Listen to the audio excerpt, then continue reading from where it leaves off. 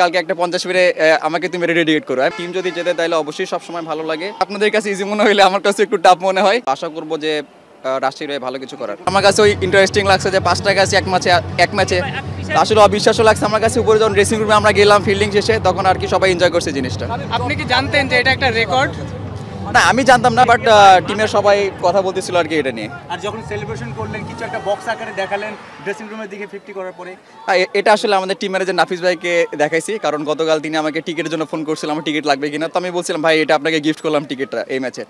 তো তারপরে নাফিস ভাই আমাকে বলছিল ঠিক আছে কালকে একটা 50 মিনিটে আমাকে তুমি রেডিয়েট করো। আমি এই জন্য আর কি নাফিস ভাইকে রেডিয়েট করছি জিনিসটা। চ্যালেঞ্জগুলো নিশ্চয়ই মধুর লাগে যখন আপনি চ্যালেঞ্জটা অ্যাকসেপ্ট করে পারফর্ম করতে পারেন। আসলে যখন আর কি দিন শেষে সেটা সাকসেস হয় তখন আর কি ভালো লাগে জিনিসটা। আপনার জন্য এত বেশি লাকি, আপনি কি বেশি কনফিডেন্স ফিল করেন এখানে এই ইভেন্টে?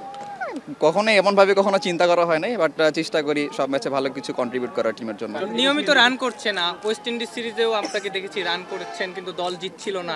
এখন রান করলেন, দলকে জেতাতে পারলেন, নিশ্চয়ই এই অনুভূতিটা বেশি ভালো। অবশ্যই রান করার পরে যদি টিম জেতে, আসলে টিম ফার্স্ট, টিম যদি জেতে তাহলে অবশ্যই সবসময় ভালো লাগে।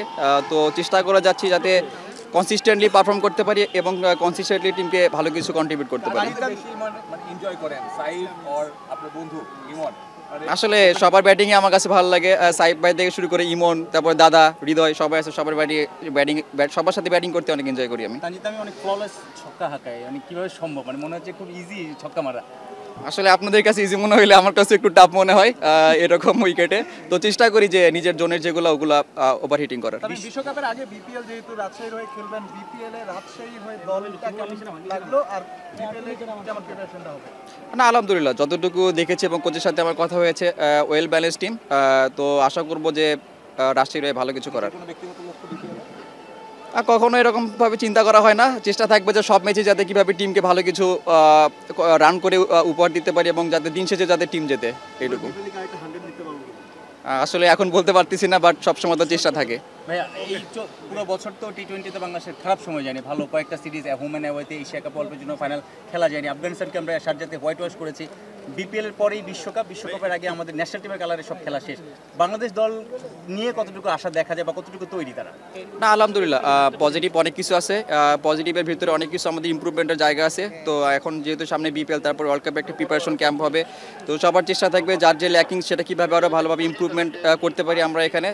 যেহেতু পজিটিভভাবে একটা সিরিজ শেষ করতে পারছি, বছরটা শেষ, নেক্সট ইয়ার যাতে ওয়ার্ল্ড কাপে আমরা সেম এই পজিটিভ জিনিস নিয়ে যেতে পারি। আপনি ওয়ার্ল্ড কাপের কথা বলছিলেন, আপনি দ্বিপাক্ষিক সিরিজগুলোতে দুর্দান্ত ব্যাটিং করেন, বেশ কিছু 50 আছে লাস্ট কয়েকটা সিরিজেও। ওয়ার্ল্ড কাপে কিংবা আইসিসি ইভেন্টে আপনাকে নিয়ে একটু প্রশ্নমার্ক তোলে আসলে দর্শকরা, তো সেখানে এবার নিশ্চয়ই ভালো করতে চাইবেন। যেহেতু আমি যদি একটু যোগ করি যে আপনি দলের সিনিয়র প্লেয়ার হয়ে যাচ্ছেন আস্তে আস্তে, ওই কতটুকু প্রেশার ফিল করেন, দায়িত্বটা কতটুকু নিতে তৈরি আপনি? প্রেশার তো সব ম্যাচেই থাকে, আর দায়িত্ব তো সবাইকে নিতে হবে। দায়িত্ব সবাই যদি আমরা ঠিকভাবে পালন করতে পারি তাহলে আমরা দিন শেষে সাকসেস হতে পারবো। তো আমার কাছে যেটা বললেন যে ওয়ার্ল্ড কাপে কিংবা আইসিসি ইভেন্টে যেভাবে আমরা ফেল করছি, তো চেষ্টা থাকবে যেভাবে আমি কনসিস্টেন্ট পারফর্ম করতে চাচ্ছি কিংবা চেষ্টা করছি, তো আশা থাকবে যে সেম ট্রাই যাতে আমি ওই ওয়ার্ল্ড কাপে করতে পারি, সেম কনসিস্টেন্ট পারফরমেন্স।